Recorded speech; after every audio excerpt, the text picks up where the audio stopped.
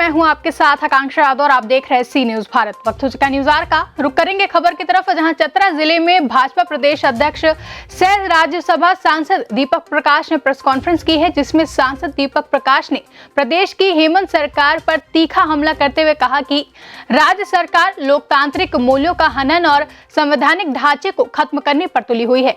हेमंत सरकार में सांसद विधायकों की बात नहीं सुनी जा रही है। सत्ताधारी दलों के विधायक भी असहाय हो चुके हैं। आगे उन्होंने कहा कि राज्य में प्रशासनिक व्यवस्था पस्त है, जहां बिचौलियों व प्रधान राज्य बन चुके झारखंड में सरकार पैसे लेकर ट्रांसफर पोस्टिंग का उद्योग चला रही है। राज्य की स्थिति भयावह है। भय के वातावरण में राज्य की जनता जी रही है। प्रदेश में स्थापित हो चुका है जंगल राज। वहीं 13 महीने के हेमंत कार्यकाल में प्रदेश में नक्सली तांडव मचा रहे हैं। वहीं आदिवासी व अनुसूचित जाति की बहन बेटियों के साथ बलात्कार हो रहे हैं।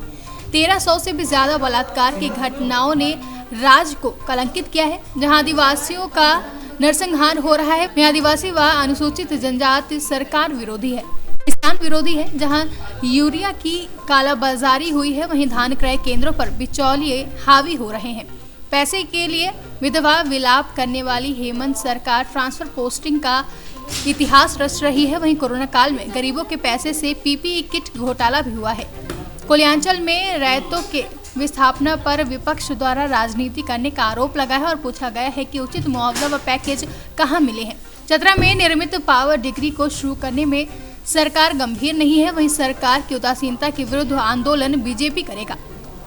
दुर्भाग्य से आज जो राज्य की सरकार है, वो राज्य की सरकार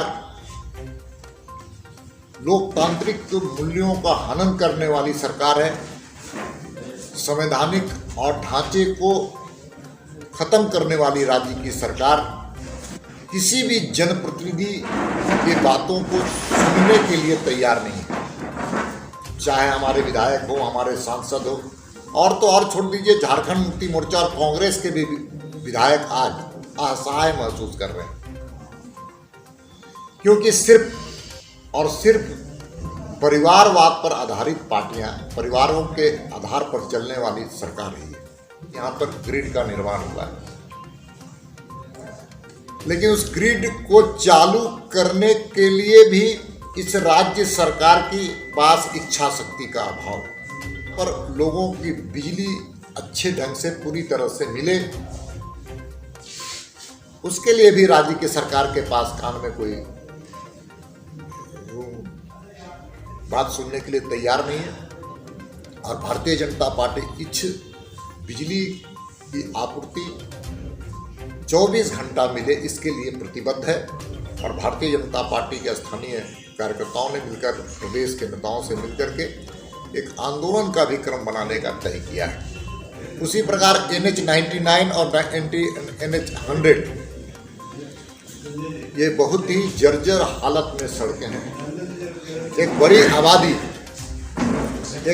आबादी इससे प्रभावित है और लोगों के आने जाने में, आवागमन में काफ़ी समस्याओं का सामना करना पड़ता है। लेकिन वर्तमान राज्य की सरकार, हम कह सकते हैं कि एक कदम भी आगे बढ़ने के लिए तैयार नहीं है। आज राज्य में प्रशासनिक व्यवस्था पस्त है और हम कह सकते हैं कि ये बिचौलियों की सरकार है। आप बिचौलियों के माध्यम से राज्य सरकार के किसी भी काम को करवा सकते हैं और बिचौलिया प्रधान ये राज्य बन गया है सत्ता के सामने। प्रदेश की स्थिति बहुत ही भयावह है। आज झारखंड जिस चौराहे पर खड़ा है, वह हम कह सकते हैं कि भय के वातावरण में पूरा प्रदेश आज 3.25 करोड़ जनता भयभीत है। आज फिर से 2000 पहले की घटनाएं की पुनरावृत्ति हो रही है और कानून व्यवस्था नाम की कोई चीज इस प्रदेश में नहीं है। पूरे आम जनता आज त्राहिमाम कर रही है। फिर से लोग जंगल राज की जो हम लोग बात कहते थे वो फिर से जमीनी सतह पर वो जंगल राज फिर से दिख रहा है और चतरा फिर से अशांत सा दिख रहा है, अशांत सा दिख रहा है। 13 महीने की सरकार पूरे प्रदेश में फिर से उग्रवाद का तांडव फिर से मंडराने लगा है और सरकार की मशीनरी फेल हो चुकी है। इस संदर्भ में कानून व्यवस्था के सवाल पर हम कह सकते हैं हमारी बहनों के साथ, हमारी बेटियों के साथ जिस प्रकार से एक वर्ष में 1350 लोगों के साथ बलात्कार की घटना घटी है, उतना ही नहीं आदिवासियों के साथ नरसंहार इसी चाईबासा जिले में हुआ है। और आपको जान करके आश्चर्य होगा कि ये महिलाओं की जो घटनाएं घटी हैं उसमें अधिकांश महिलाएं हमारे आदिवासी बहनें हैं, हमारी अनुसूचित जाति की बहनें हैं। इसलिए सरकार आदिवासी विरोधी, अनुसूचित जाति विरोधी है, किसान विरोधी भी है कि जिस प्रकार से किसानों के सवाल पर हमारी जो सरकार है, सम्मानित हेमंत सोरेन जी की सरकार, इनके कालखंड में किसान सबसे ज़्यादा त्रस्त हैं। हम कह सकते हैं कि इनके कालखंड में यूरिया की कालाबाजारी पूरे प्रदेश में देखने को मिला है।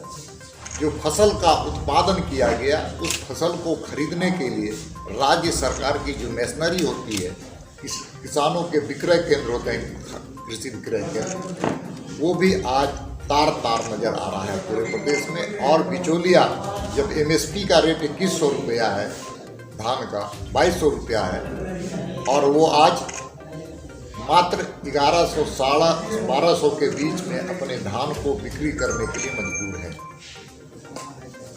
इसलिए पूरे प्रदेश में हम कह सकते हैं एक साल केवल ट्रांसफर और पोस्टिंग का उद्योग बना करके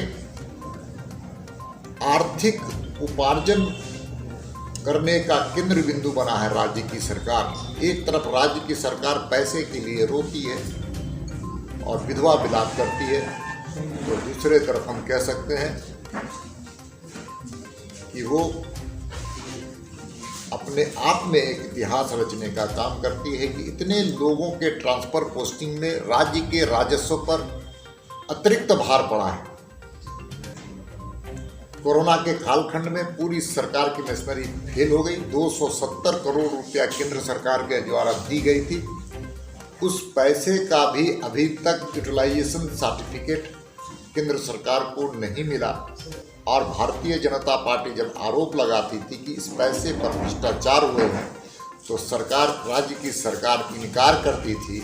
लेकिन सिंहभूम जैसे स्थान पर PP किट घोटाले का भी FIR दर्ज हुआ है। इससे साफ होता है कि पूरे प्रकरण PP किट घोटाले के नाम से जाना जाने वाला ये साबित हो गया। उनको उचित मुआवजा मिलना चाहिए, उनको अच्छा पैकेज मिलना चाहिए। और साथ साथ मैं आग्रह भी करना चाहता हूं कि इसमें कोई राजनीति ना करे।